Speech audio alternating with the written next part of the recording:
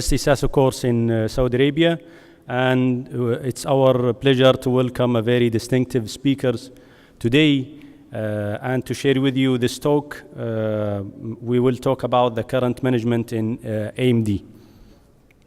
So as you know, the AMD is a leading cause of central vision loss and legal blindness in patients over the 65 years. 30% of adults over the age of 75 can develop this senile retinal degeneration. And actually, it's very costly. In United States, in some study, it may cost $250,000 just to treat one patient over 20 years. Symptoms usually start as decreased vision and metamorphopsia. And the problem is, by the time of starting the symptoms, there is already some changes in the retinal pigment epithelium and in the retina. It's estimated that the incidence of neovascular AMD in fellow eye may be as high as 12% in the first year, and it may double in the second year. As you know, there is a diagnostic image like spectral domain OCT, fluorescein angiography, ICG, and swept source or a long wavelength scan that can see deeper than the retina, and the Doppler OCT to perform 3D imaging for vasculature and PCV. OCT angiography and vascular network pattern that may be obscured by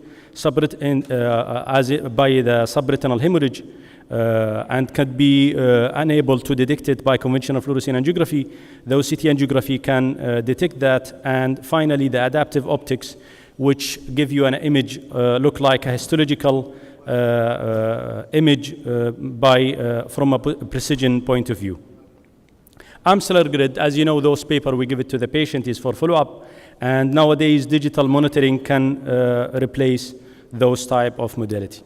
One of the first studies was ARIDS, which showed the role of antioxidant in the prevention of advanced AMD, was established by the age-related eye disease study.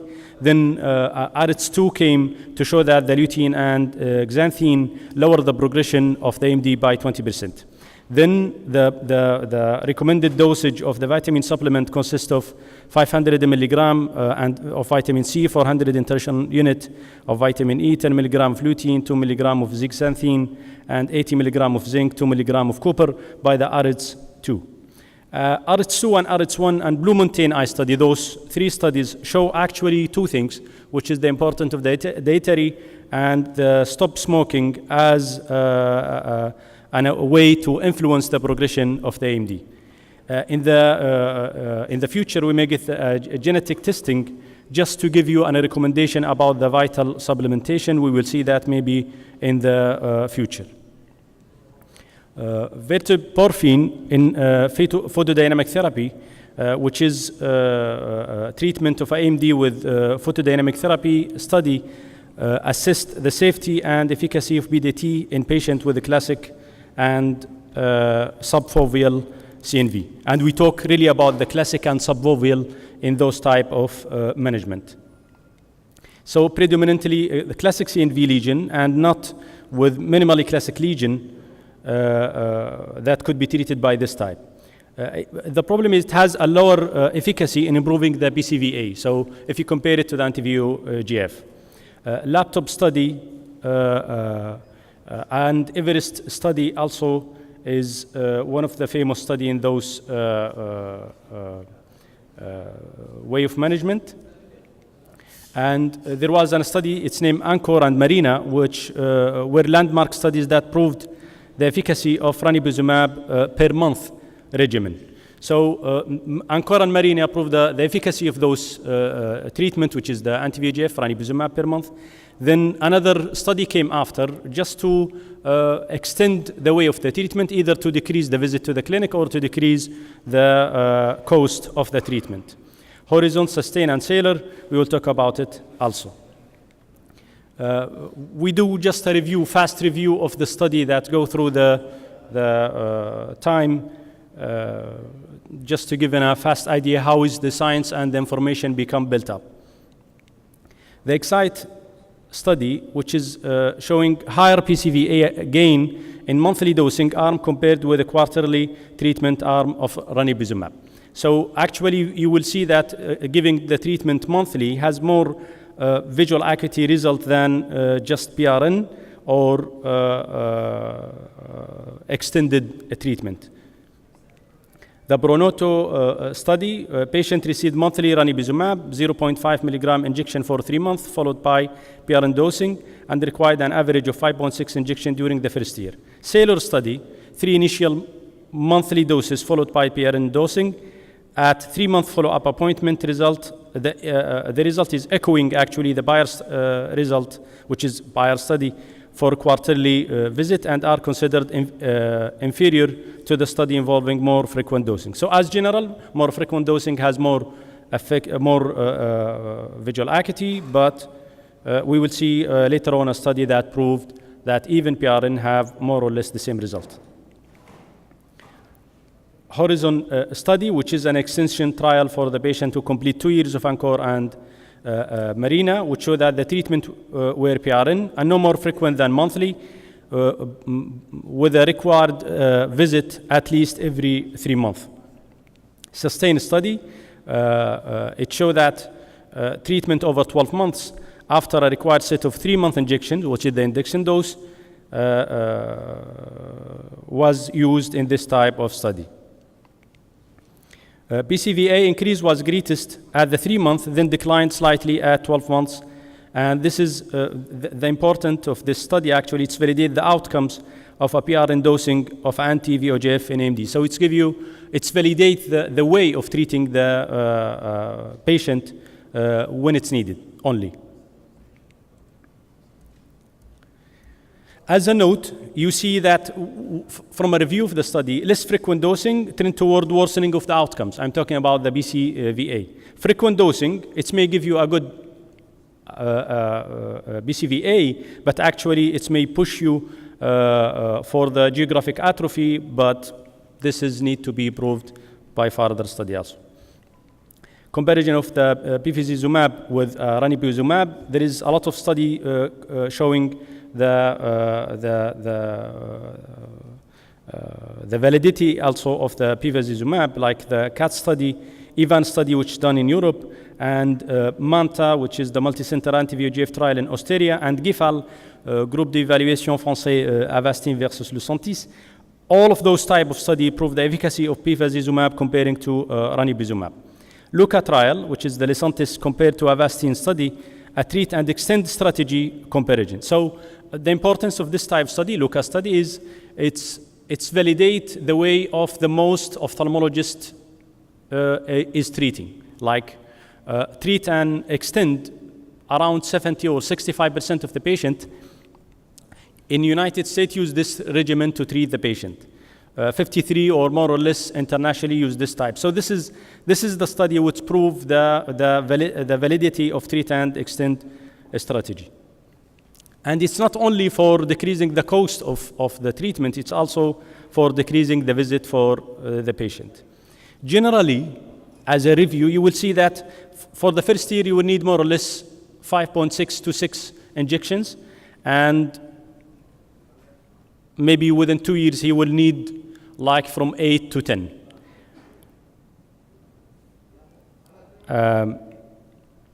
This has an accuracy of, let's say, 70%. AFL in a management of neovascular AMD, there is a study, it's named View 1 and View 2, comparing monthly and bi-monthly dosing of intravitreal AFL 0.5 milligram and 2 milligram monthly, showing that it's not inferior to ranibizumab. Compercept also for neovascular AMD, it's a KH902, is a novel recombinant soluble VEGF, which has also a good efficacy in decreasing the VEGF when it's bind to its receptor. Current practice pattern in the anti-VEGF agent, as we said, most of the study discussed the monthly, quarterly, bi-monthly, or PRN treatment strategy. As we mentioned before, the treat and extend is mostly used between the ophthalmologist. And this is a summarizing of most of the studies and give you a general idea about the progress of the building the information. And we will talk about the novel pharmacotherapeutic approach, like DARPins, which is a novel class of genetically engineered anti-angiogenic binding proteins that demonstrate high specificity and affinity, which is known as Abispar. I'm talking about MB0112, which is by Allergan, designed to bind VEGF, resulting in long-standing inhibition. Another novel pharmacotherapeutic is SIP antibody. As we know, the SIP is regulating the vascular and immune process, and this is, if we can suppress it, we can have a good effect or a way of treating the neovascular in AMD. Platelet-derived growth factor antibody, as of Fovista, under study also. Gene therapy, like RAAV SFLT1, which is actually a nuclear material that injected in the eye using a viral vector. So the first type of virus, it's named adeno-associated virus. This is why they call it RAAV. And the second one is AAV2. First treatment could be injected subretinal. Second one is intravitreal. Third one is the lentovirus, express angiostatin and endostatin. And the molecules that inhibit various steps in angiogenic pathways, such as endostatin and angiostatin, can be delivered using a lentivirus vector. Stem cell also, either both embryonic or induced pluripotent, could be used, especially for those who end up by atrophy in AMD. Combination treatment strategy for neovascular AMD. As anti-VEGF agent and BDT, there is a different study actually, like Denali-Montblanc study, not suggesting benefit from BDT, from the combined treatment of BDT and ranibizumab, while the Everest uncontrolled study say that BDT may decrease the frequency of injection. So currently, the combination of ranibizumab and BDT may be used as a second-line therapy only, and as we know, the first line is the anti-VEGF. Intravitreal corticosteroid plus BDT is not really proven efficacious. Triple therapy, which is the BDT, anti-VEGF, and AVT corticosteroid, kept only for those not responding to conventional treatment. Pericyte treated with anti-BDGF as discussion that can have more effect when we give him the anti-VEGF at the same time. Advancing drug delivery to the posterior segment. This is what we call it encapsulated cell technology. It's delivered the pharmacological agent directly to a vitreous cavity after transscleral implantation. So it's a genetically engineered living device containing microspore membrane supporting RBE cells for 2 years. Example is NT503, which is a VEGF antagonist that can be incorporated into the encapsulated cell technology implant. Another way of implant is Reservoir Devices, which is refillable. Many drug pump provides a pre-programmed drug doses into the vitreous cavity based on micro-electromechanical system technology and can provide a continuous drug delivery for 9 months. One example of those is the Foresight port delivery system that implanted surgically in a transscleral manner. It can be refilled in the office and can provide a long-term drug delivery into the posterior chamber. Another modality is colloidal drug carriers, which has actually a better cell membrane penetration, and a suprachoroidal drug delivery, in which we use a microneedle that have been designed for drug delivery into the suprachoroidal space, from where the pharmacological agent can diffuse into the vitreous cavity. For example, is a biomedical device. An non-invasive drug delivery is transscleral actually, in which you use a low voltage electrical current to cause an ion tophoresis, or you can change the formulation of the treatment that can pass through the sclera, or using a pulsed high intensity focused ultrasound that increase the permeability. Pharmacogenetic and personalized medicine in neurovascular AMD, like a genetic biomarkers that can show we will see it in the future, that may show a different in response of the patient for anti-VEGF, and even though the susceptibility of a certain patient over the other to get the AMD complication later on. This is a table summarizing those multi-factors and a general idea about the treatment, paragraph to show which arm to follow following the recommendation, and visual and vocational and social rehabilitation in which we arrive to a stable stage, either the low vision rehabilitation program or assisted technology or strategy like electronic aids, adaptive computer software, or optic device like prescription eyewear or selective transmission lens, prism, telescopic device. All of those could be used.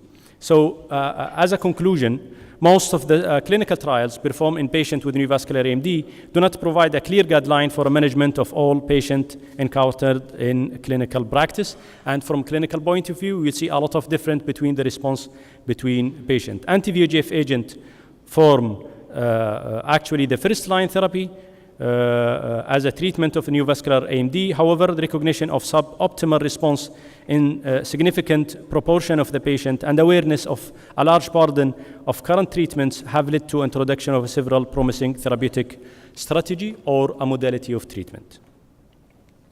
That's my part. Thank you very much. First of all, I'd like to thank you, all of us, for inviting me to this excellent meeting. This is my first time in this wonderful country, so I'm very happy to be here with you.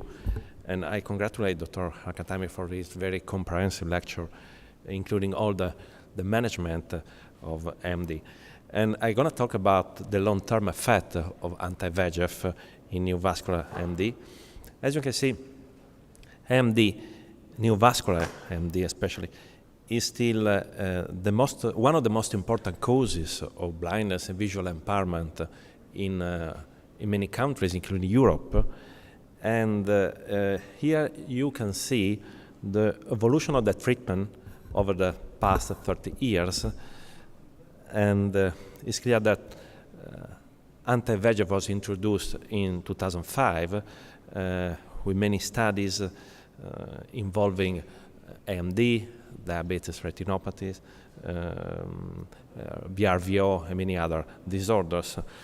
That means that we have now 10 years experience with anti-VEGF, and so it's time to wonder about the long-term effects of this kind of approach in the management of many disorders, but especially AMD. So what happens in the long run, in particular considering the overall impact on blindness all over the world?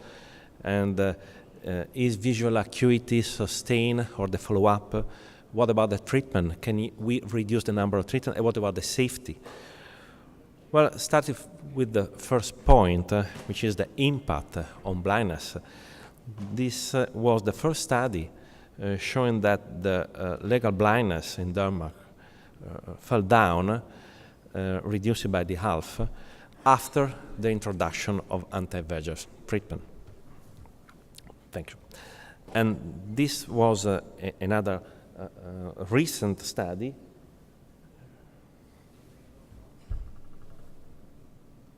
Or better to 2016, published in Eye, showing that similar results can be also replicated in UK, especially in England and Wales, with a reduction both in blindness and visual impairment. As we know, the best treatment approach for the management of neovascular AMD was based on a fixed regimen. That means monthly injection. And the wonderful results were demonstrated by the two milestone studies, Marina and Anchor, scheduling ranibizumab treatment, and were later confirmed using other molecules, especially in this case aflibercept, showing comparable results with respect to ranibizumab. And as already mentioned by Dr. Al-Khatami, many head-to-head trials try to demonstrate the similar results with ranibizumab and bevacizumab. Here you can see the good results obtained by CAT and IVAN trials. In particular, the CAT trial was the most famous one. Similar results according to the treatment regimen. So as you can see, a fixed regimen produced a visual acuity improvement of about 8 letters, and a PRN as needed regimen slightly inferior results. But we want to know what happened in the long run, at 5 years, 10 years possibly. And we had to admit, honestly, that the data we have up to now are very limited, because we can base our discussion on a few experiences. And we have also to bear in mind that the treatment and the monitoring regimens changed over the follow-up. In many cases, patients were monthly treated in the first 2 years, and later were treated more rarely, quarterly, every 6 months. So this kind of problem has surely influenced the results. So caution interpretation of the results. But before discussing with you the long-term results of a few trials, I'd like to show this case. This is a 76 woman with hypertension and a PED with calcium V. This is a very difficult lesion to tangle with, because you know that when we see PED, neovascular PED, we expect to treat the patient with many injections, and we have the risk of RIP, and we have a risk of fibrosis, leading to severe visual acuity decline. And here you can see the 5-year outcome in this specific patient, with flattening of the retina and a good visual acuity, the stabilization of visual acuity, with 18 injections of ranibizumab. So we can obtain good results in the long run, but we need to specifically select the treatment regimen, the monitoring regimen, and we have to gauge the treatment over the follow-up. Here we can see together the 5-year results of the CAT study, and the results are disappointing. This was a follow-up study. That means that patients after the first 2 years were left to the discretion of the examinators. That means that patients were followed up in a very uneven way, from 3 months to 6 months. This reduced the number of retreatments. So here you can see the decline of the visual acuity according to the 2 different drugs, ranibizumab and bevacizumab, and also according to the regimen, monthly fixed regimen or PRN. In any case, we have a decline of the visual acuity, and this is probably due to the reduced number of retreatments over the follow-up. Overall, we have a mean change of visual acuity of 3 letters with respect to the baseline values. And about half of the patients had a visual acuity of 20/40, and 20% of patients had visual acuity of 2200 or worse. That means that in any case, these outcomes were better than the natural history, the mere natural history. In addition, we don't have any kind of classification for AMD subtypes. We know that people with RAP lesion respond very well to anti-VEGF approach, and so we expect that this kind of subtype can produce wonderful results with a limited number of treatments. But this kind of sub-analysis were not performed by CAT, IVAN, and any other study. Another important study to be considered now is the 7UP trial. This is a very complex program. Patients originally enrolled in the Marina and Anchor trial were later followed up and treated in a 2-year extension study, which was called Horizon. and later were enrolled in another 3-4 years program, which was called 7UP. At the end of the study, only a limited number of patients, 65 patients, were followed up and treated. And so the results are not completely clear because the sample of patients was too limited. As you can see, we have, once again, a decline in visual acuity, especially in the last portion of the program, the 7UP trial. But the number of injections were very limited because patients received 6.8 injections in 3 years, so almost 2 injections per year.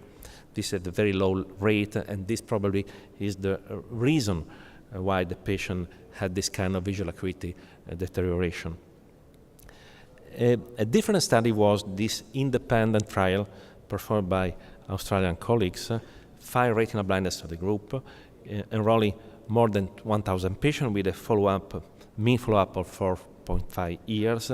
As you can see, there was a substantial stabilization of the visual acuity, but the number of injections were 5 in the 6 in the first year and 5 in the following year. So the number of injections was very high with respect to the other experiences. This study pointed out that visual acuity decline was related to the development of fibrosis and atrophy, which were detected in about 1/3 of patients. More information will be available when we have the result of the Luminous program, which is a very ambitious program with a retrospective and a prospective part, including data not only from AMD patients, but also for DME, RVO, myopia, CMV.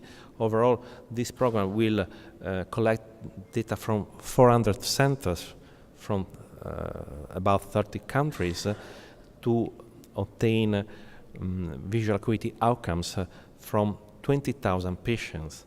And we'll have the results in the next year probably. And this study aimed at the evaluation of the practical clinical activity in many countries, and in this way we will be able to understand more appropriately what happens in the real world activity. The 7UP study, as I mentioned before, was a disappointing study because at the end of the story, the number of patients followed up were too limited, and the visual acuity progressively declined, probably because of the limited number of injections. But this study has an important merit because it clearly demonstrates the development of macular atrophy over the follow-up. In particular, at the end of the study, almost 100% of patients developed atrophy, and the presence of atrophy was strictly related to the visual acuity decline. Atrophy was also considered by the meta-analysis of CAT and DIVA studies. This kind of meta-analysis clearly demonstrated that the drug was not important for the development of atrophy, but atrophy was more frequent in patients treated with monthly fixed treatment with respect to PRN regimen. An important finding is that the presence of subretinal fluid was a protective finding, a protective factor against the atrophy development. It's something very strange because in general, when we see fluid, we decide to retreat the patient, but subretinal fluid probably can be left because it has a kind of protective effect. It's very difficult to understand the reason leading to the development of atrophy. So we have now 3 different hypotheses.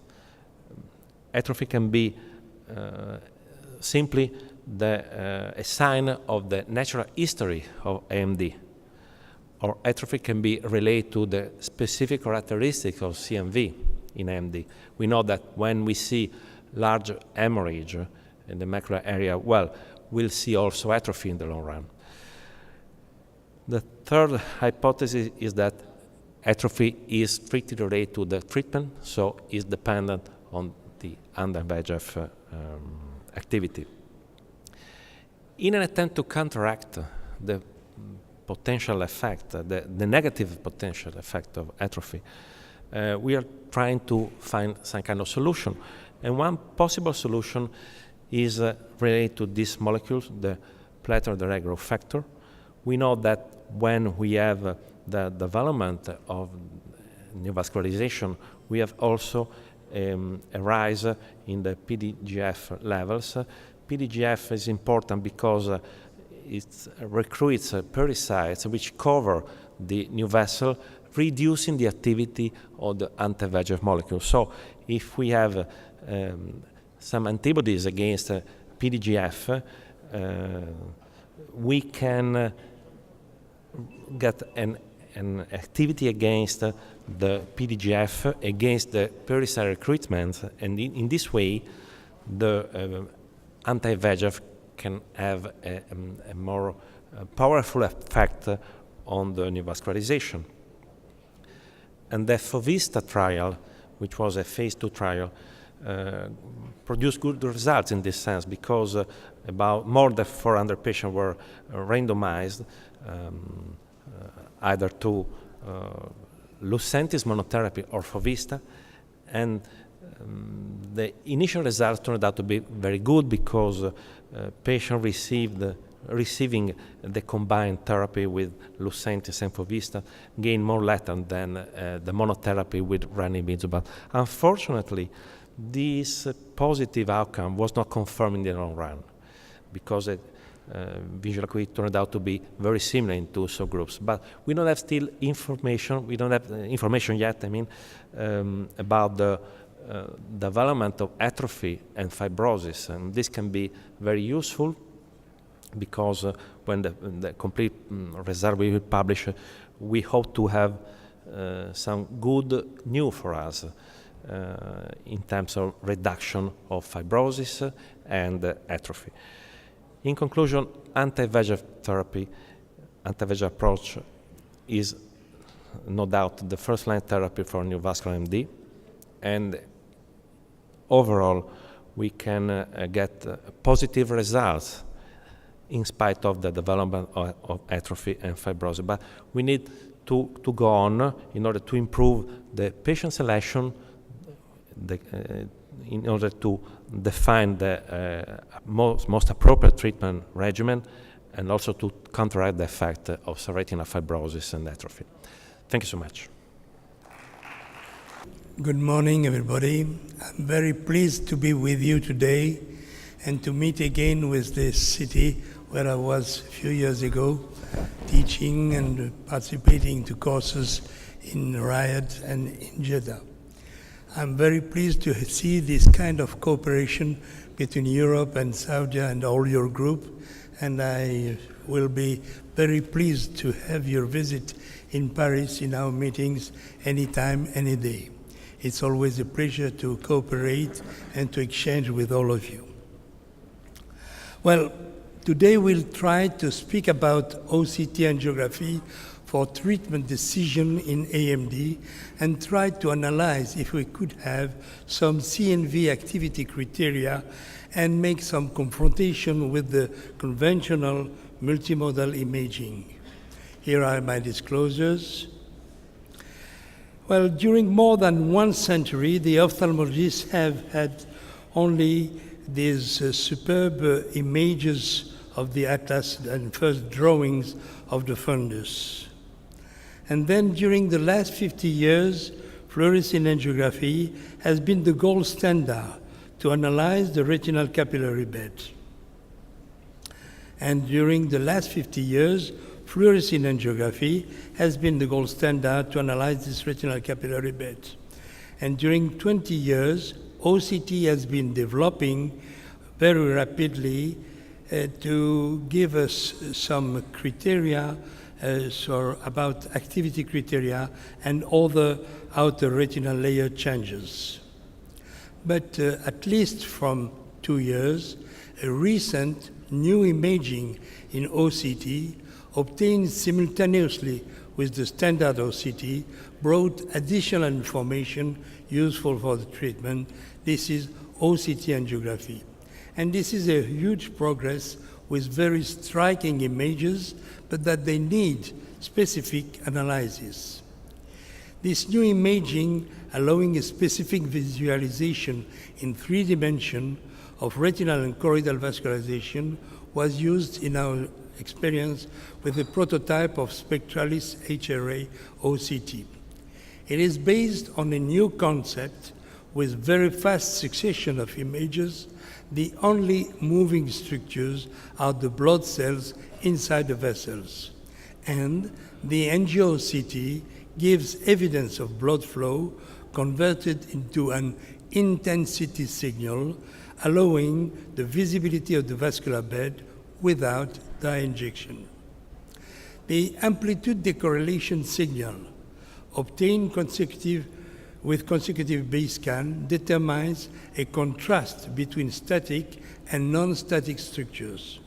And the OCT will combine information about the flow, the OCT angio and C-scan, with the activity criteria and allowing treatment decision, and also morphologic information obtained with the OCT base scan co-registered, giving the section level, allowing the identification of CNV and their localization related to the RPE and the Brooks membrane, and then without inconvenient or intravenous dye.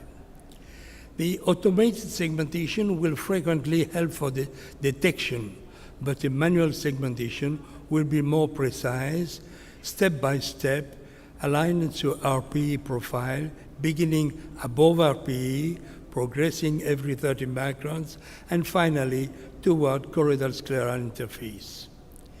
Angio-OCT allowed a better imaging of retinal macular capillary bed.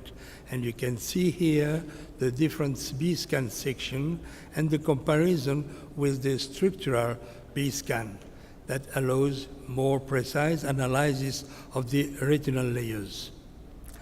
The retinal capillary bed in healthy patients can be seen in fluorescein angiography, but much more better in OCT angiography. And you can make comparison also for the deep capillary plexus. And you see that with the OCT angiography, we are able to analyze separately the superficial and the deep capillary plexus. But the more problem today is, will OCT angio help for diagnosis and treatment decision in exudative AMD? We know that fluorescein and ICG angio have brought remarkable information for diagnosis, detection, and for imaging of the posterior pole and the periphery, but needing always intravenous dye injection. We all know this well-known pattern of different type of CNV in fluorescein angiography that are so useful.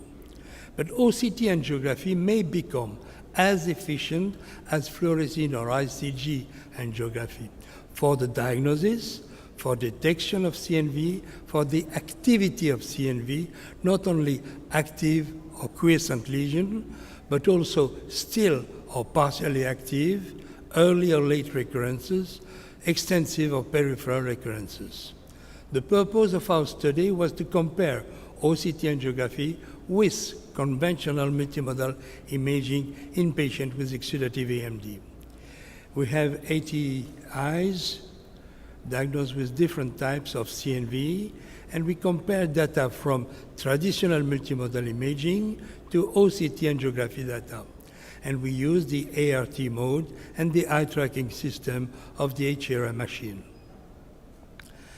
We want to assess the activity of CNV in exudative AMD, and this was based on 5 OCT angiography criteria that could allow morphological analysis and functional evaluation to define, during treatment, still active lesion and quiescent lesion that don't need additional injection.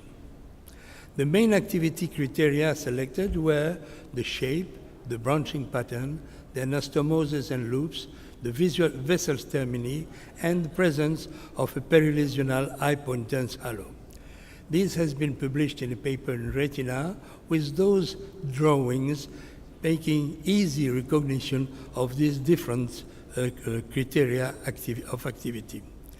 The result of the OCT analysis and the final computation was the presence of many cases of active patient with a high inter-observer agreement, and the OCT and traditional multimodal imaging reached a 93.8 agreement between the two methods.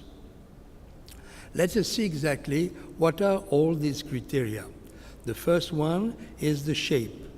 Is it a well-defined or lacy-wheeled CNV in contrast to long, filamentous, linear vessels largely separated from each other?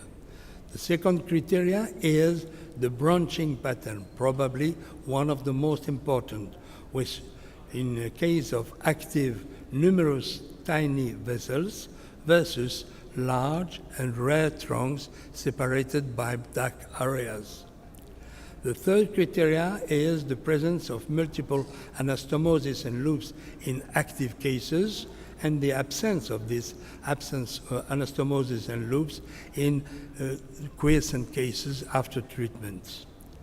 The fourth is the vessel's termini, also very important to recognize the presence of a peripheral delimited, well-defined arcade in the active cases versus dead tree aspect in the treated and quiescent cases.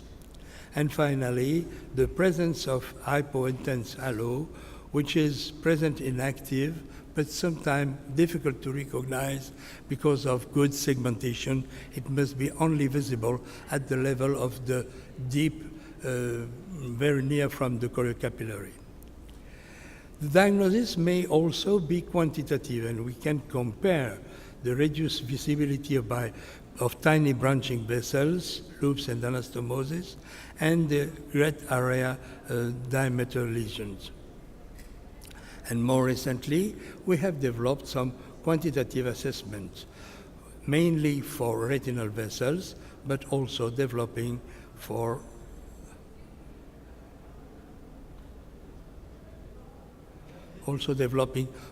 the choroidal new vessels.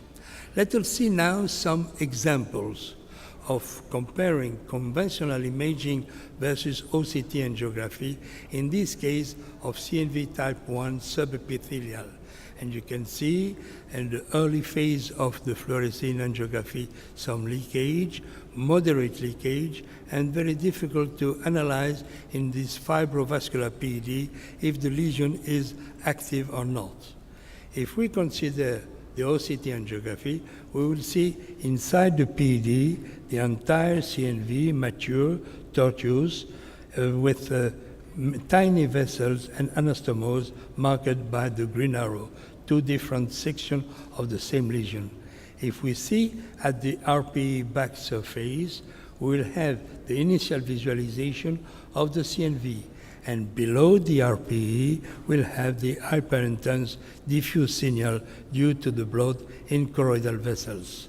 And then, with these three images, we can conclude in OCTA that it is active CNV type 1 with a very mild exudative reaction, but still indication of continuous treatment. Let us see another example, again a type 1 subepithelial, but a recurrent lesion. And you can see there some occult CNV, large CNV network in ICG imaging, perivascular with a limited subretinal fluid accumulation. The diagnosis is not evident in this multimodal imaging. And if we see it in OCT angiography, we'll see inside the PED not only large mature vessels related to the center of the lesion, but branching into smaller ones toward the periphery. If we go to the back surface of the RPE, we'll have the initial visualization of a C-fan CNV. And below the RPE, some small anastomosed vessels at the periphery of the lesion. This is the recurrence, still active, if the center is no more active.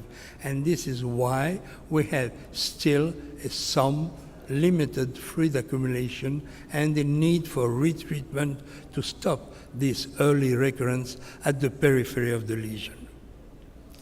And in OCT, we conclude that in this case, there was large CNV, still active during close follow-up and treatment, and recurrent CNV at the periphery with mild exudative reaction, then indication for prolongation of treatment. Let us see a third example of a type 2 CNV, active, preepithelial, minimally classic. And you recognize in fluorescein the classic CNV surrounded by the occult, large array of occult, well visible in ICG angiography, and the fibrovascular PD with fluid accumulation. And here we have this typical image that need more analysis. We see that there are new vessels, there are active, and we will see that above the RPE layer, there is a typical lacy wheel-shaped type 2 classic CNV pattern in front of the RPE. But if we go at the level of the RPE, we'll see the feeder draining vessels of this type 2 classic component marked by the yellow arrows. And if we go below the RPE, we'll see the origin of the type 2 CNV, extensive subepithelial type 1 CNV detected by OCT angiography. And we can say in this patient, after 2 weeks follow-ups, that above the RPE, there is a reduced signal impaired intensity. At the level of the RPE, the CNV is less visible, and below the RPE, we see that only the type 2 is still visible, but reduced in intensity. I think that we could. Then we could conclude that OCT angiography is a depth resolved examination able to obtain C-scan section of variable thickness at variable depth without any risk of superimposition. A thin section allows a layer-by-layer analysis, increasing the possibility to distinguish tiny details. And a thick section may be useful to achieve a topographical relationship between non-coplanar structures. In B-scan and in C-scan, OCT angiography could become the first exam, non-invasive, rapidly obtained, giving morphologic and functional information of OCT structure. We could have also the fluid, the thickness, the detachment. We could, in fluorescein angiography, is always possible, and fluorescein angiography, if needed, in difficult cases. In conclusion, in traditional OCT, from many years, sub- or intraretinal fluid accumulation was a test of treatment efficacy to select the best schedule of intravitreal injection. Nevertheless, a large number of patients remains in the group of non or partially responder, although multiple efforts. The OCT angiography could help for the best decision in analyzing activity criteria and blood flow in the network, and not only the exudative reaction and fluid accumulation. And this will be obtained before initial treatment and during follow-up for each decision of injection. The OCT angiography allows the visualization of well-perfused CNV coupled with the conventional OCTB scan, the visualization of fluid accumulation, and in the near future, blood flow measurement and quantitative activity criteria. And then the OCT angiography may become the choice method to evaluate the activity or the quiescence of the lesion and suggest the treatment or retreatment decision. Thank you. Diabetic retinopathy and diabetes mellitus also is getting more and more a terrible problem all over the world. Here you can see the results of the most recent release from Lancet regarding the largest epidemiological study ever completed. And the conclusion of this study are really terrible, because the conclusion says that no health system will resist this kind of impact. Any health system will collapse in a few years. So it's a very, very worrisome conclusion, and the causes identified by this study are reasonable, because we know that we are facing with higher urbanization, with older people, changes in the lifestyle, changes in the diet, and all these causes lead to the development of the increase in the rate of diabetes mellitus in every country. We know that the management of diabetic retinopathy is first of all based on the management of the disease itself, and second, we can take care just of the complication of the disease, that is the diabetes macular edema and also neovascularization. Starting with DME, we know that we have many options, including laser, steroids, anti-VEGF, surgery, combined therapy. And the pathogenesis of diabetic retinopathy and also DME is very complex. We know that pathogenesis includes the upregulation and release of many cytokines, and this demonstrates that we are facing with a low-level inflammation disease.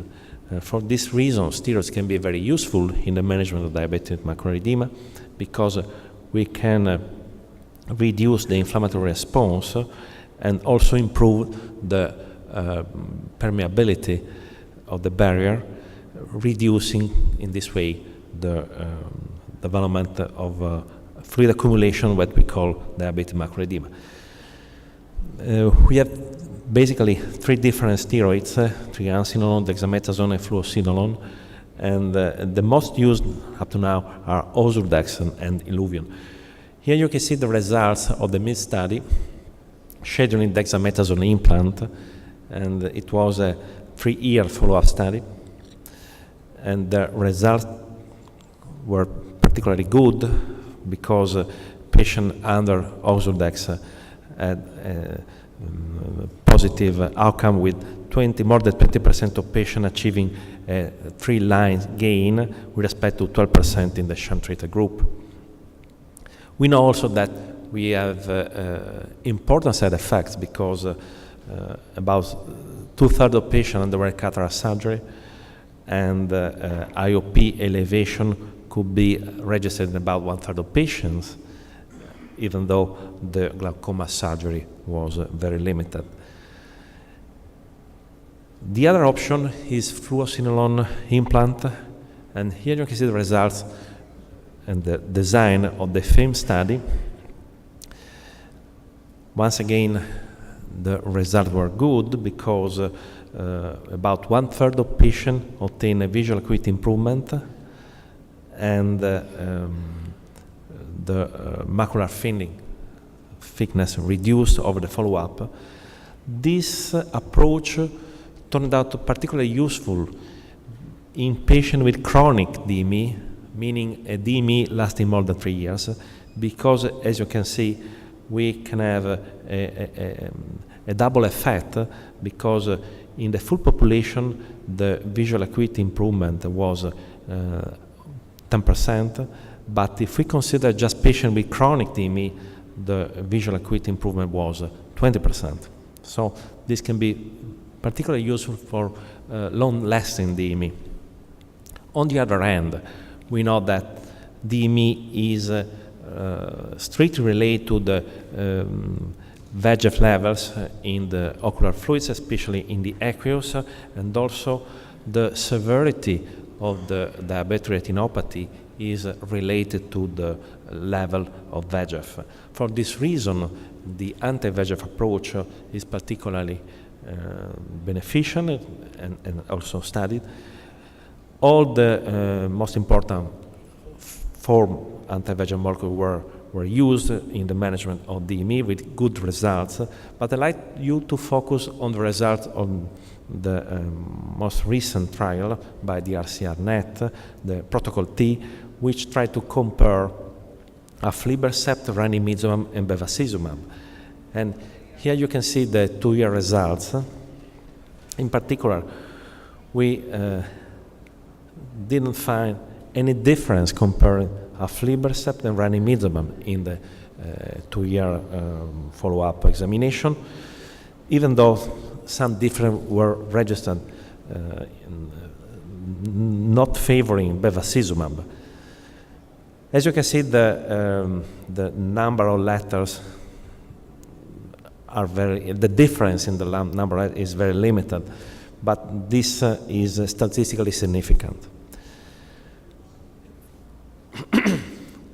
If we compare patients with lower and higher visual acuity, we don't have any specific difference comparing aflibercept and ranibizumab. And another study of clear importance was the RCR Protocol I with the 5-year results, which was a kind of combined therapy because ranibizumab injection was associated with laser, which can be carried out in a deferred or prompt way. As you can see, better result could be obtained using the deferred laser approach with 10 letters improvement, but good result could also be got with a prompt laser. It is of particular importance that the number of injections turned out to reduce over the follow-up, and the median number of injections in the year 4, year 5 is 0, even though, as you can see, yes, about 50% of patients received more than one injection in year 4 and in year 5. That means that the number of injections tends to reduce, even though we have to carefully follow up, monitor our patient, because at least half of the patient will require an injection in year 4 and year 5. The anti-VEGF approach has another beneficial aspect, which is the reduction in the severity of the diabetic retinopathy of the follow-up. This is the result of the Red and Rise trial. As you can see, a reduction of 3 steps in the diabetic retinopathy severity can be obtained in about 13% of cases. If you look at a 2 steps reduction, about 1/3 of patients can benefit of this improvement. And this is an example of what can happen in the long run. You can see this is a non-proliferative diabetic retinopathy with hemorrhages, exudation, and this is a 5-year picture with regression of the severity of diabetic retinopathy. This is particularly important when we think about the non-perfusion in the periphery. We know that the new techniques with the wide field fluorescein angiography allow us to visualize in a better way the peripheral non-perfusion.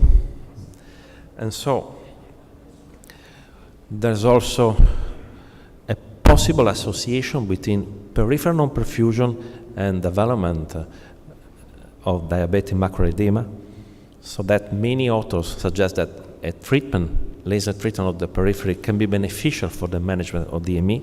This is not still proved, but it can be a potentially useful approach. This classification of DME comprises 3 different categories: macular aneurysm, peripheral ischemia, and neovascularization. And so all these categories respond very well to anti-VEGF, and this can be the future, because we can take care of both the periphery and also the center of the retina with anti-VEGF approach. So, what is the practical management? Well, anti-VEGF can be considered first-line therapy in cases of no cardiovascular disorders, clear lens, patient with glaucoma, and also when we believe that the patient can have a good compliance to the treatment. On the contrary, dexamethasone implant could be the first-line therapy when we have recent cardiovascular events or a high-risk profile for the patient, vitrectomy, low compliance, and recalcitrant DME. That means patient not responsive to laser or anti-VEGF therapy.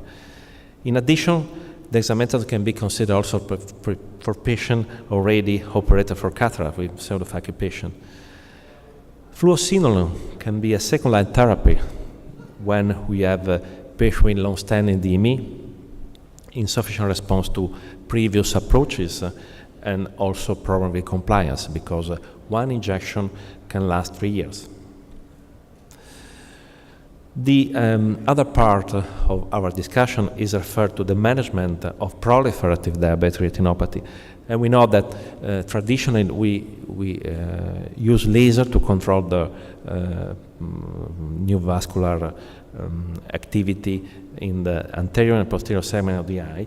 And recently, the RCR protocol S tried to compare PRP versus anti-VEGF, ranibizumab, in order to understand if there's some kind of difference in the visual acuity response. This was designed as a non-inferiority study with a margin of 5 letters, looking also at the peripheral vision, the macular edema, vitrectomy. And so the conclusions are particularly interesting because this protocol showed that ranibizumab was not inferior to PRP for the visual acuity outcome at 2 years, but there was an incidence, a reduced incidence of DME, less damage to the visual field, fewer vitrectomies, and no specific safety problems.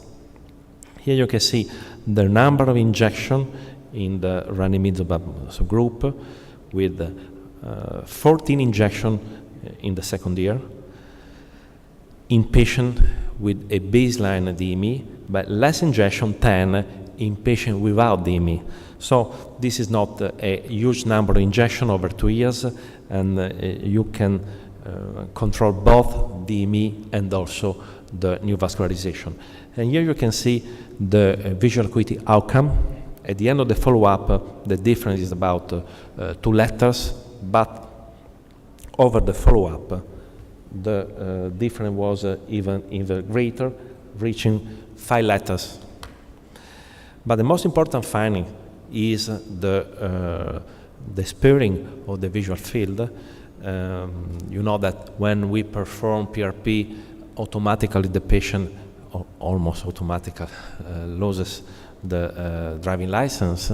So this kind of result is particularly useful because there's no difference in the visual field outcome using under ranibizumab therapy. On the contrary, we have a severe damage with PRP. So in conclusion, diabetic retinopathy remains a very complex disorder, but we can hope to offer our patient a better treatment in order to counteract the effect of DME and also the ocular neovascularization. Many thanks. We have to speak about diabetic maculopathy and try to know more with the OCT angiography if we can have some qualitative and quantitative approach. Here are again my disclosures. And let us see first about qualitative approach. We all know that fluorescein angiography has been for many years the gold standard for diagnosis, prognosis, early detection of new vessels, and for treatment, indication, and follow-up. But OCT angiography is now a new method evaluating retinal vessels, allowing for the first time the distinct visualization, either superficial capillary plexus or deep capillary plexus.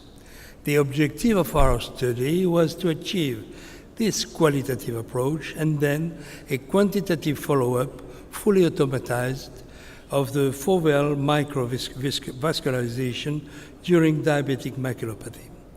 This is a retrospective study of 47 eyes and the analysis with spectralis OCT of the clinical pattern of diabetic maculopathy as the phase, the rupture of the arcade, the dilation, microaneurysm, IRMA, non-perfused areas, and cystoid spaces.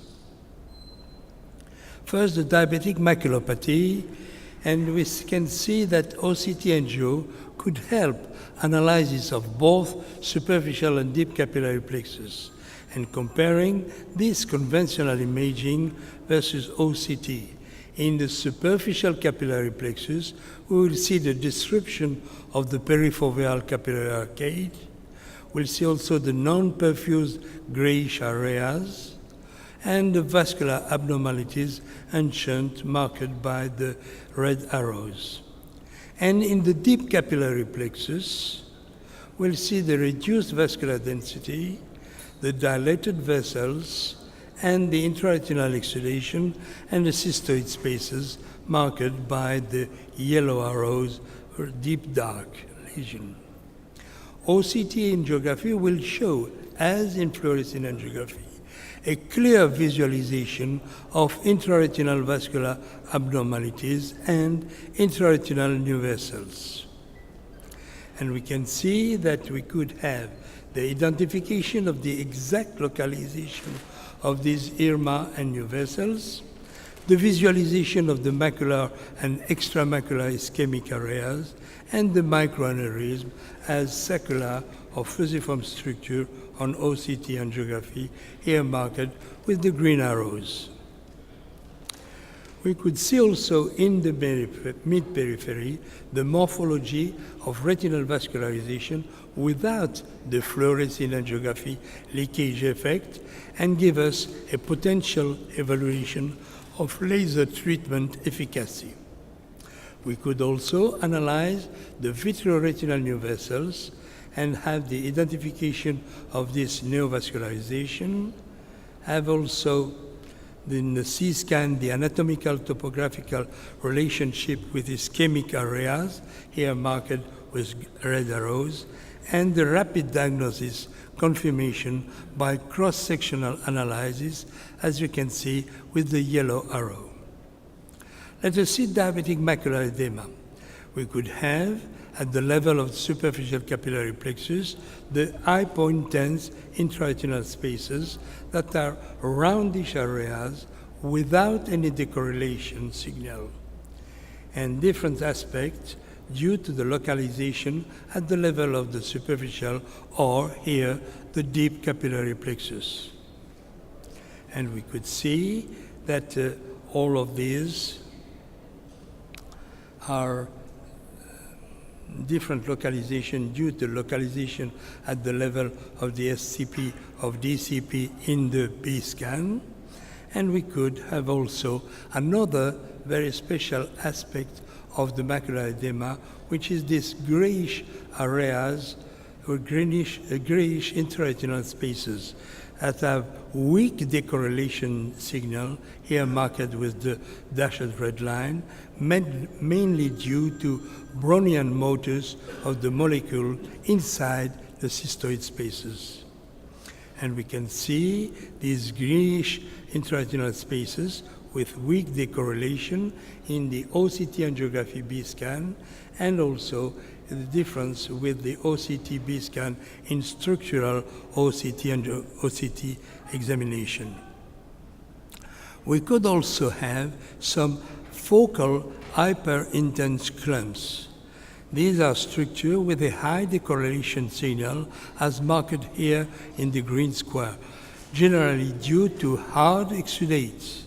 But we could and we need to distinguish them from perfused structure, here marked with red squares, due to the presence of dark backshadowing. very typical and very easy to recognize also in the B-scan section that makes so easily the difference between exudates with dark backshadowing and perfused structure without any dark backshadowing. Let us see also what we can see in evaluation of the macular ischemia with OCT angiography. In some cases, there is no or very limited macular ischemia, and we have only the typical features of diabetic maculopathy with microaneurysm and DME. Very limited, if any, areas of no hypoperfusion. But in some cases, we'll see some focal macular ischemia with confluent area without decorrelation signal and reduced vascular capillary density in the macular area with reduction or absence of perfusion. And some cases, much more severe, with extensive macular ischemia with confluent area without decorrelation signal, highly reduced vascular capillary density in macular area, and absence of perfusion in those areas. We could also analyze with the OCT angiography the treatment outcome evaluation, and we can see with the OCT assessment at baseline very extensive ischemia, and after 4 weeks follow-up after treatment, apparent increase of capillary density and reduction of the capillary dropout, with also significant reduction of the exudation and the intraretinal fluid, as you can see in the B scan of structured angiography OCT. We could also move to quantitative follow-up and say that we could have a fully automated microstructural images analysis, qualitative and quantitative, with the software AngioCT tool developed with the help of Bayer. This is a fully automated microstructural analysis of the foveal avascular zone, analyzing also the total vascular surface and the total avascular surface, performed with the use of this custom-built software, giving quantitative values from diabetic patients when compared with those of healthy subjects.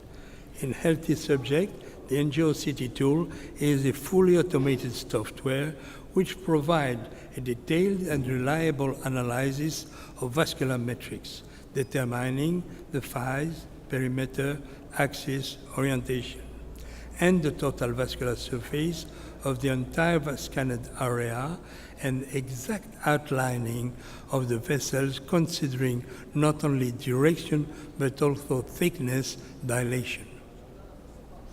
The AngioCT tool is a fully automated software, and we could have the total vascular surface of the entire scanned area with this outlining of vessels and detailed assessment on a 2 mm central area as most related to best corrected visual acuity.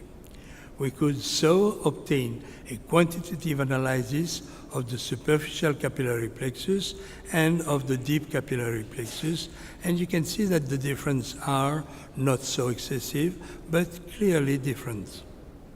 We could also have a depth result analysis and select all the C-scan, allowing a decorrelation signal due to SCP or DCP, and render all the slab in one single C-scan. And we could also highlight capillary beading or microaneurysm, and separately render, select in different color the SCP in red or the DCP as here in blue. Render the two plexus in a single perspective C-scan, or highlight the junction with the yellow arrows between the superficial and the deep capillary plexus, and also show abnormalities developed in common axis, in common area. And then with the Angio tool, we will have in the top figure automated outline of the foveal avascular zone borders and metrics, In the middle, the automated identification of the total vascular surface, and in the bottom, the quantification of the vascular surface and the avascular surface in a 1 millimeter radius area. The results are very interesting. There is a statistically difference between SCP and DCP in phase perimeter, surface, and major axis in healthy subjects, but also significant differences between superficial and deep in phase perimeter and surface in diabetic patients. And we have these numbers that show a significant difference between the SCP and DCP for the phase enlargement, but no statistically difference for the all other recorded parameters. In conclusion, OCT angiography will allow a clear visualization of the main vascular feature of diabetic retinopathy, such as microaneurysm, IRMA, new vessels. The exact localization and extension of DME related to the different retinal layers, both in C-scan and in B-scan visualization, will allow also the distinction between pathological features affecting the superficial and or the deep capillary plexus, or both. And finally, a quantitative and reproducible analysis of the vascular impairment and therefore the vascular impact of treatment. OCT angiography is then a useful technology for detecting diabetic maculopathy abnormality both in superficial and deep capillaries. The fully automated quantitative retinal vascular analysis angio-CT tool that we have developed may offer an objective method for monitoring disease progression and for evaluating the functional response to treatments. Thank you. Well, we could also be very interested about retinal vein occlusion and follow-up with OCT angiography in pre-post-treatment with anti-VEGF particularly. Recent advances in imaging with OCT angiography allowed a more precise evaluation of changes in macular retinal capillary bed in retinal vein occlusion also, with including the distinction between superficial and deep and the evaluation of the ischemic component and the macular edema and confrontation with results of the conventional multimodal imaging. In FA, we have the delay for venous, the dilation of perifoveal capillaries, the ectasia, the small area non-perfused, the rupture of the perifoveal arcade, and the late cystoid macular edema. And the clinical pattern in OCT angiography will show us the superficial capillary plexus in B-scan angio mode, aligned on ILM, with segmentation at the level of the ganglion cell layer and located at the level of the upper line of cystoid spaces. At the deep capillary plexus, we'll see the same segmentation located at the level of the deep capillary plexus, including another layer of cystoid spaces, more numerous and smaller, as you can see in the middle figure. Our study is a consecutive series. All patients had complete imaging, and OCT is based on calculating the signal amplitudes and the speed of blood flow. In each capillary plexus, 4 criteria were analyzed: perifoveal anastomotic arcade, changes in the capillary bed, cystoid spaces, and non-perfused macular area. The foveal avascular zone in the perifoveal anastomotic arcade, the arcade was visible in all cases versus 80% only in fluorescein angiography.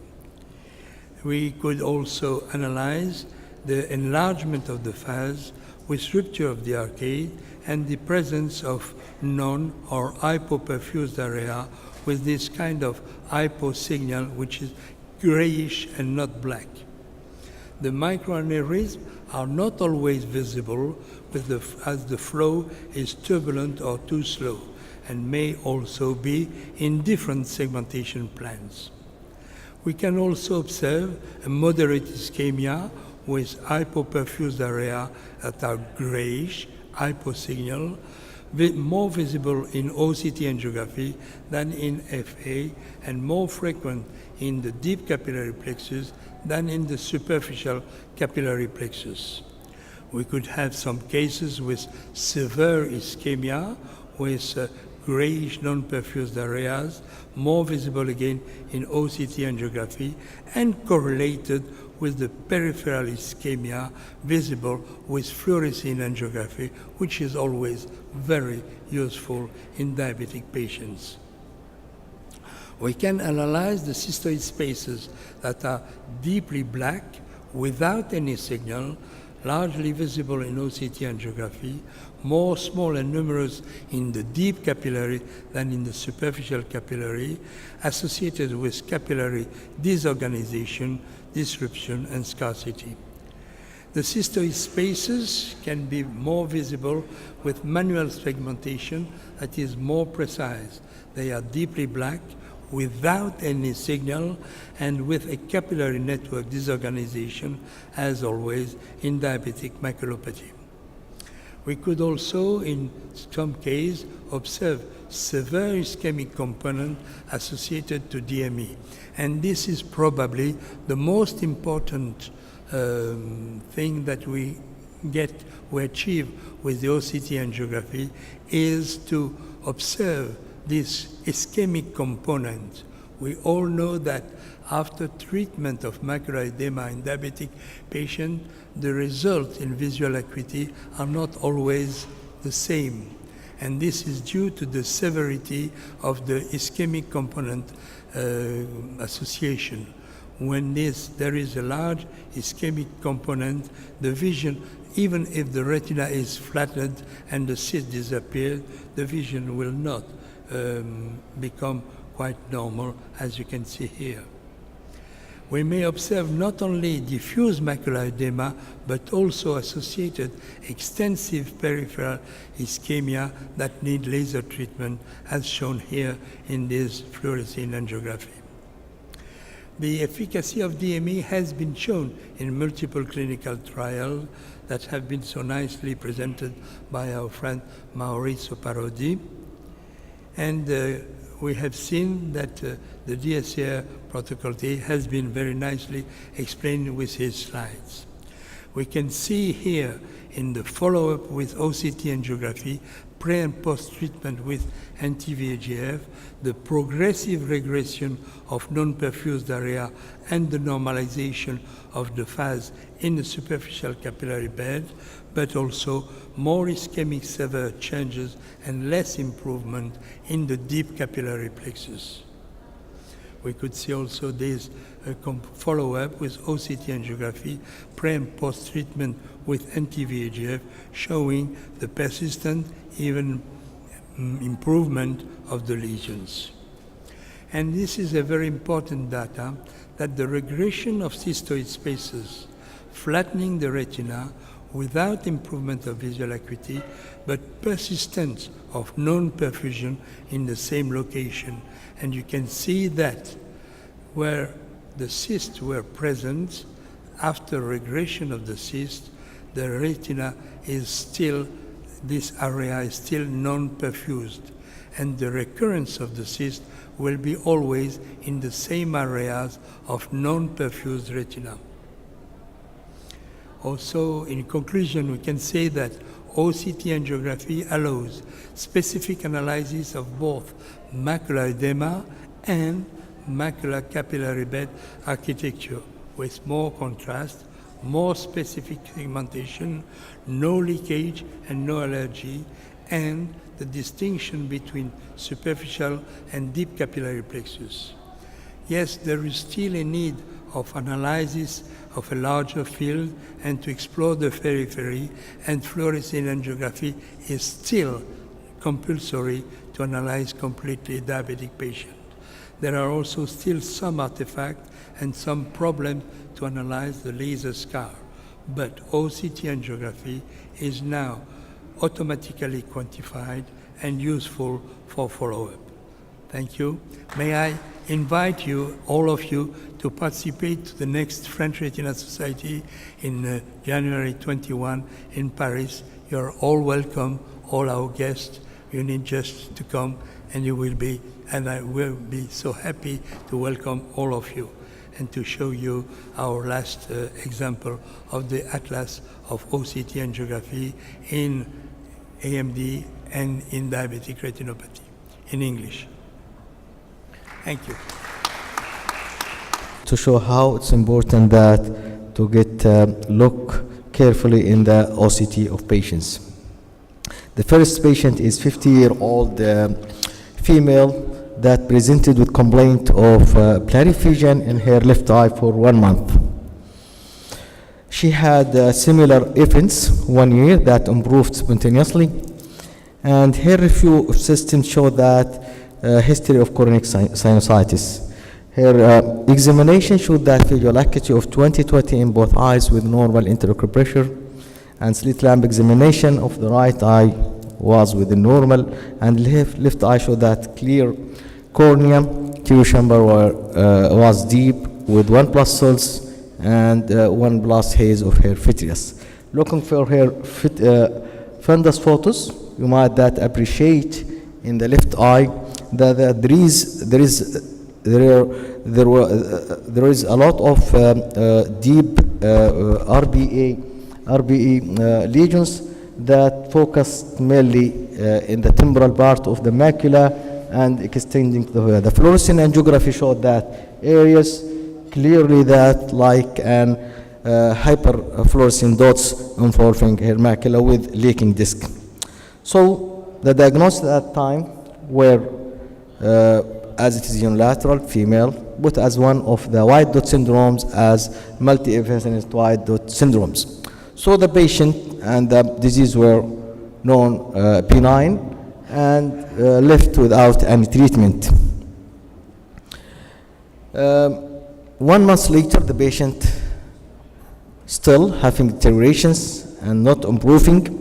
So the diagnoses were verified and further investigation were done for the patient. So her CBC differential was within normal, her ASR was normal, electrolytes was normal. CT scan just showed that ciliary tiny nodules involving the lung base, and found to have as well positive titer for Porcella, but that was not significant. So, and BBD done was bending. The patient were starting in oral steroids and give follow-up that not showed any improvement in visions. So, further looking for her BBD and quantiferin were found to be positive. So the patient were started on anti-tuberculosis treatment, and patient were sent back home and getting back after a couple of months without any improvement. So after that a while, her physicians were starting to looking, is that diagnosis right or not? So after that, we get the patient the availability of her OCT and to be reviewed and found to have peculiar changes in her OCT. If you look in the lower OCT, show that there is a lot of nodular lesions at the level of retinal pigmented epithelium. After that, the patient developed dizziness and loss of balance, and that time her neurologists were performed for her MRI and showed mass in her brain that biopsy and showed large cell lymphoma of the CNS.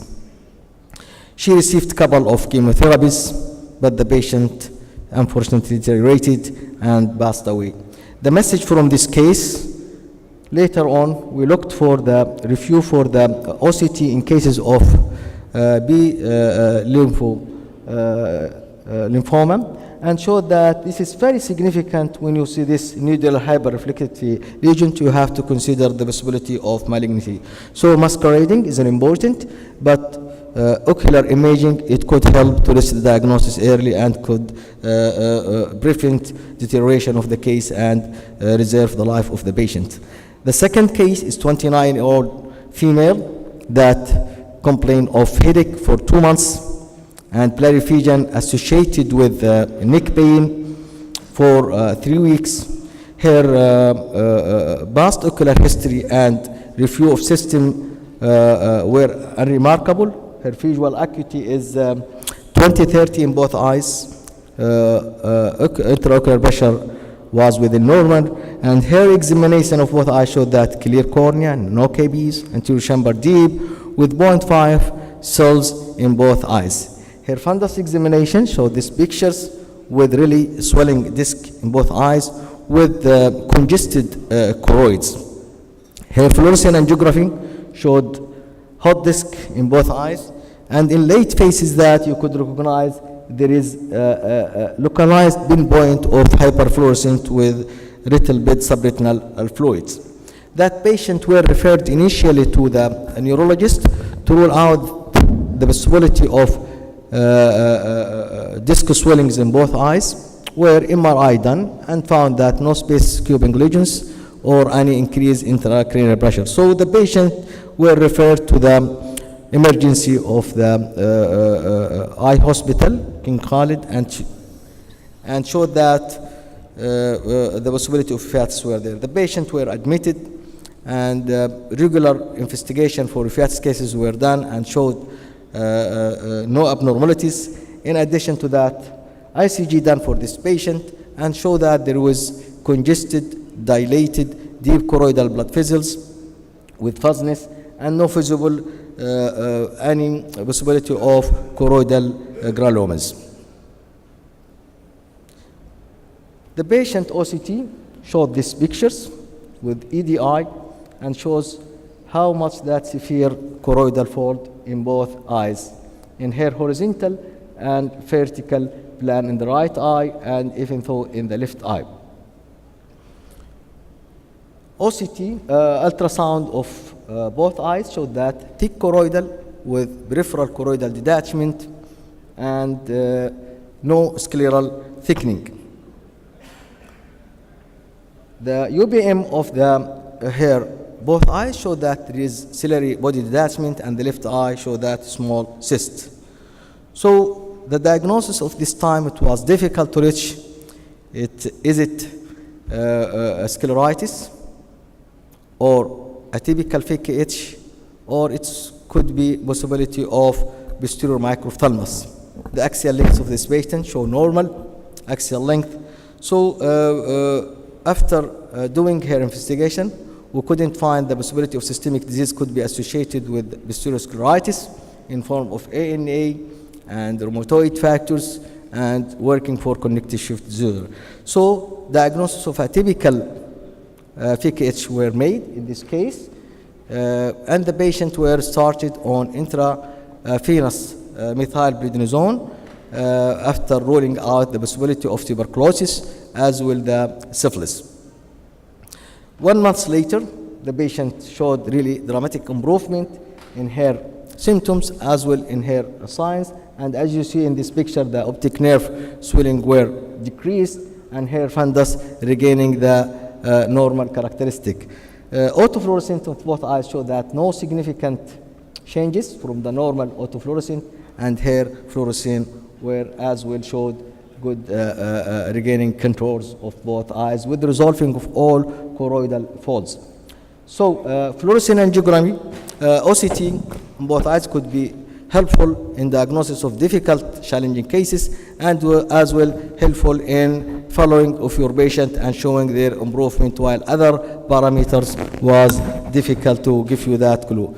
Thank you for your attention, and thank you, Dr. Abdullah, for helping me to be in these sessions. Thank you, Dr. Hassan. And now is Dr. Saad Wahib for clinical cases.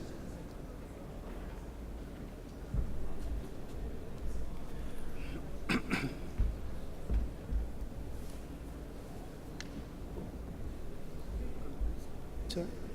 Yeah. Bismillah ar-Rahman ar-Rahim. I would like to thank Dr. Abdullah for giving me this wonderful opportunity to be part of this. It is a real honor to be here and to participate in this meeting. I would like to take you in a different perspective by sharing with you some of the common questions we sometimes see in the retina clinic. And I would like this to be more of an interactive, and I would like to hear the panel and probably the audience idea. This is a patient who walks in the retina clinic with, who was referred from another colleague. The patient is asymptomatic with reasonably controlled diabetes. The vision is 20/20, and he was found to have macular edema in one eye. So, sorry.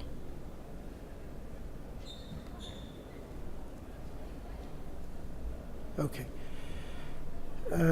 This is the clinical picture, and this is the OCT picture. And I think the question here is, what would you do for a patient who walks in like this? I know it's not very common, and I know that most of our patients will come in when they have some symptoms, but every now and then a patient will walk in with something like this. I'll tell you what I would do, and then you probably would tell me what you would think. I don't treat asymptomatic patients. So if the patient is not complaining, I don't usually treat them. And I used to do this when I was in the government, and I'm doing it more now in private. I would always wait until the patient complained. To me, I would bring him back. I would tell him that there is some changes that might require treatment. I would wait for the vision also to drop. That's what I do, and I'm not sure if it's wrong. To me, 20/40 is probably a good cut limit, but I know that people would treat 20/20 vision, and I know that people might treat asymptomatic. So maybe I would like to hear what other people would like to say. If understood correctly, visual acuity was perfect. Sorry? Visual acuity was 20/20 in this 20/20. case? Yes. So in this case, consider the thinning of the macula, 300 microns, I would perform the less invasive treatment, which is subtracheal laser. We know that on the basis of the RESTORE trial, when you have a thickness less than 400 microns, laser can be effective as well as anti-VEGF treatment. So in this case, considering the visual acuity 20/20 and the thinning of the macula, I would perform subtracheal laser. Okay. Confluent spots to cover all the thick area. Sure. Anybody else? Yeah, Professor.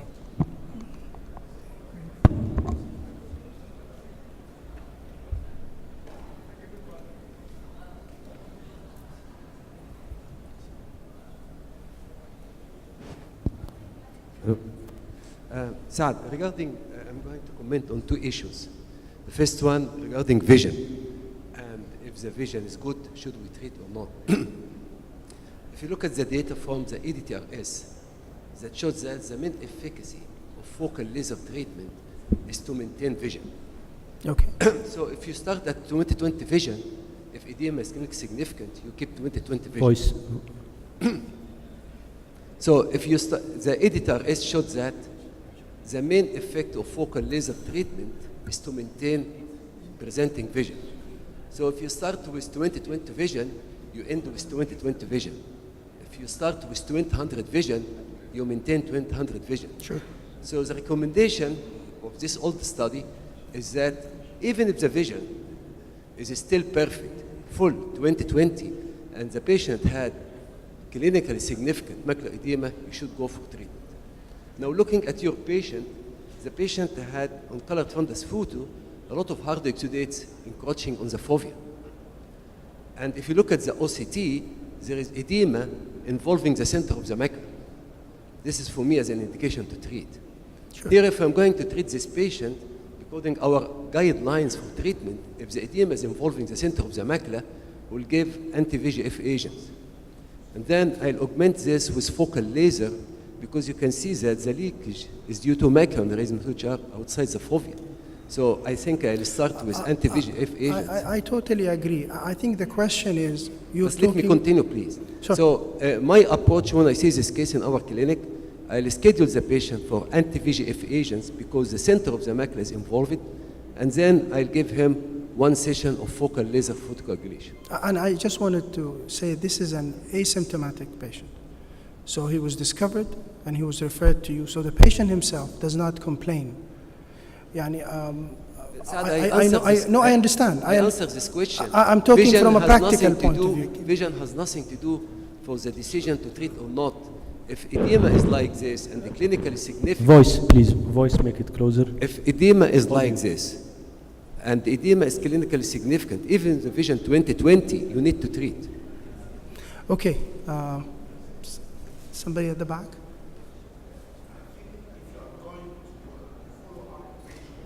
Speak lower.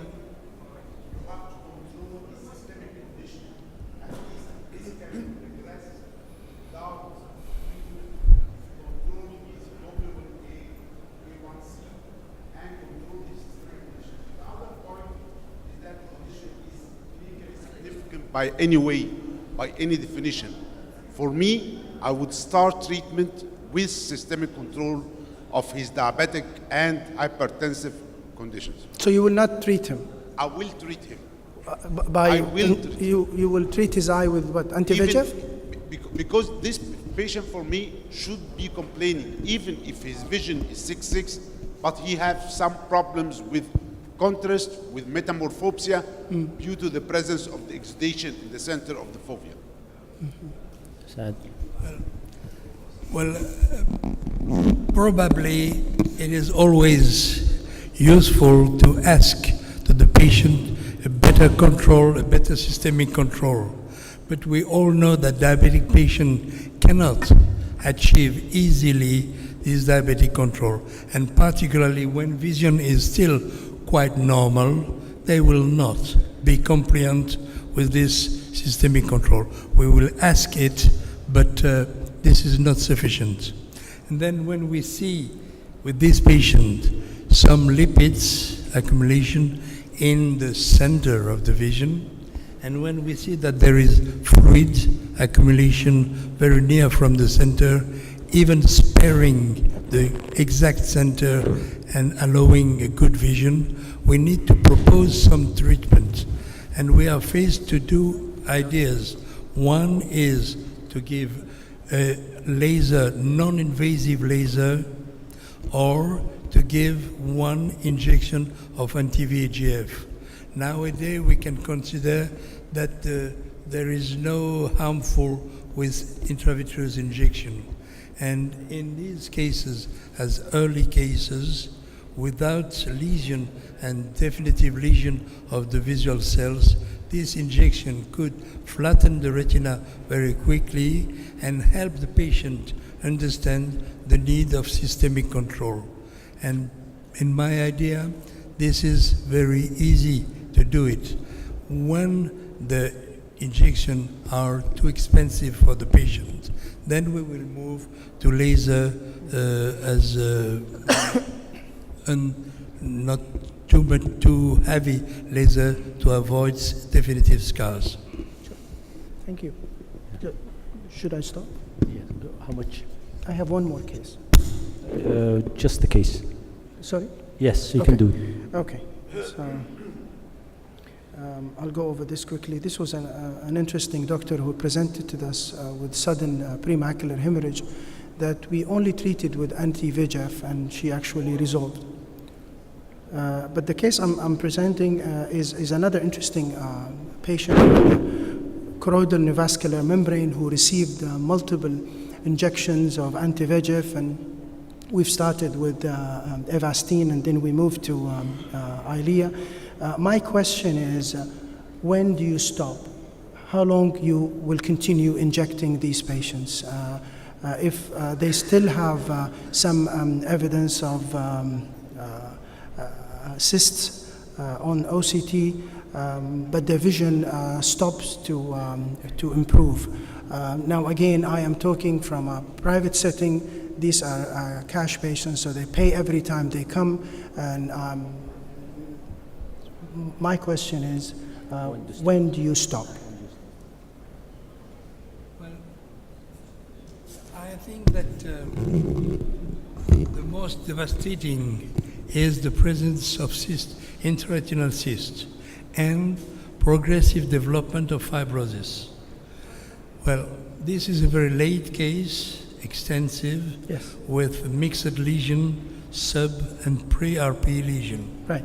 Very extensive. There is also already some fibrosis and many changes in the RP layers.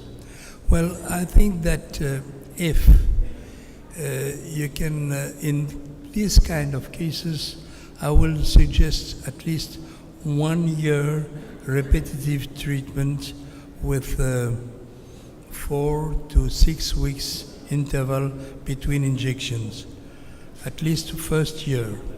If the cysts are still present, then they will be very difficult to continue, and no change will be possible. Sure.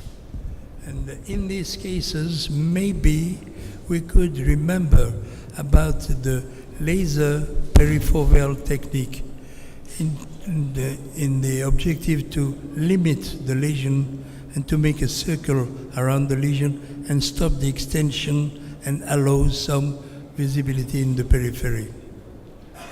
Thank you. Okay. Go ahead. Well, I believe that. Can you go back to the color image? Sure. Yes, because I believe that this. One the more? beginning, this even before there was a First hemorrhage. This is initial a presentation. large macro hemorrhage. So this case is very unfortunate in general because Right. the presence of blood itself could damage the RPE with progression toward fibrosis, atrophy. In some cases, you can also consider the surgical approach with TPA injection, gas displacement of the hemorrhage in order to improve the outcome with anti-VEGF approach. You mean on the initial presentation, or at that? When you see large hemorrhage, Right. you can also try to displace the blood in order to reduce the further damage in the long run. Thank you. Thank you. In this case, the hemorrhage is deep, and I think that the displacement of the hemorrhage will be very difficult to obtain. And, well, 1 year of continuous treatment and then stop, and then perifoveal laser. Yes. Okay. Thank you very much. Thank you. Thank you, Dr. Hassan. Thank you for the audience and the speaker. We have to leave the hall because there will be a ceremony in the hall. Thank you very much.